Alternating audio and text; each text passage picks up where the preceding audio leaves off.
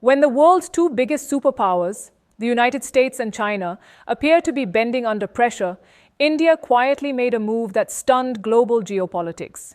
Just days before India's Republic Day, while headlines were dominated by tariff wars, global recession fears, and economic uncertainty, India planted its flag, not with weapons, but with humanity, on Afghan soil.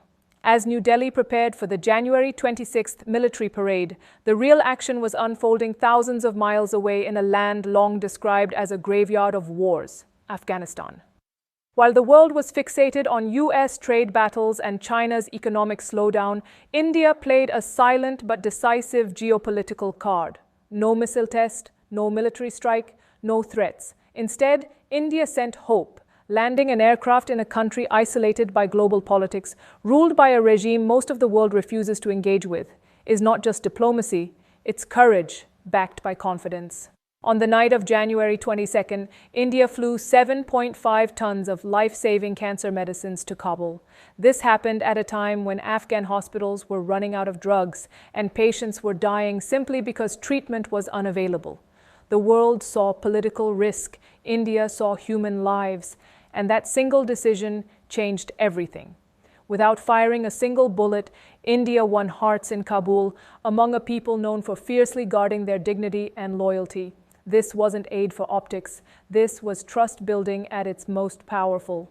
The biggest shockwave hit Pakistan, a country that long claimed to be Afghanistan's primary guardian, yet today is trapped in its own economic and political chaos. While Pakistan struggled, India delivered expensive, critical cancer medicines, free of cost, quietly, and without conditions. That's why today, in Kabul's corridors of power and on its streets, India's name is spoken with respect. India's Ministry of External Affairs spokesperson, Randhir Jaiswal, made it crystal clear, India stands with the friendly people of Afghanistan. That one sentence reveals India's entire strategy. India's relationship is not with a regime, but with the people. This is India's real soft power, stronger than sanctions, louder than aircraft carriers, and often more effective than nuclear weapons. Behind this move lies careful, long-term diplomacy. In December 2025, during a World Health Organization global conference, Indian ministers held key discussions with Afghanistan's health leadership. Commitments were made on cancer drugs and vaccine cooperation. The January 22nd shipment was not a reaction, it was a promise fulfilled.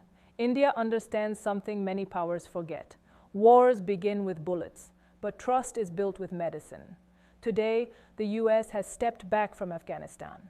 Europe is consumed by its internal crises. China is focused narrowly on minerals and profits. India, meanwhile, is focused on saving lives. That is the difference between showing power and exercising leadership. And this wasn't India's first act. In the past, India has sent wheat, vaccines, medicines, ambulances, and humanitarian supplies. Even today, ambulances bearing the Indian flag race through